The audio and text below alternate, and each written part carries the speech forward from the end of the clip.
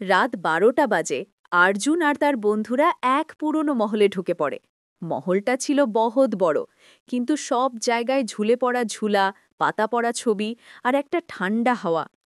Arjun torch দিয়ে দেখল দিওয়ারে এক মেয়ের ছবি, চোখ দুটো ঘুরে আছে কালো দাগে। আচানক একটা ঝড় আসে, টর্চটা বুঝে যায়।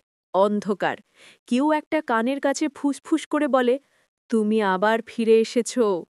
বন্ধুরা চিল্লা পড়ার আগেই ছবিটা ভাঙতে শুরু করে, আর ওই মেয়েটা রক্ত ভরা চোখ নিয়ে ছবি থেকে বেরিয়ে আসে।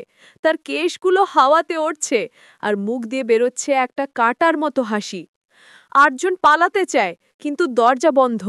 মহলটা একটা জ্বরের শব্দে হিলছে, ছোট ছোট চোখ সব জায়গায় ঝিলিমিল করতেছে। লাস্টে শুধু একটা চিৎকার শোনা যায়, আর মহল আবার চুপ হয়ে যায়। পরের সকাল পুলিশ একটা লিখা পায় দেওয়ালে, এই মহল থেকে কেউ ফিরে না।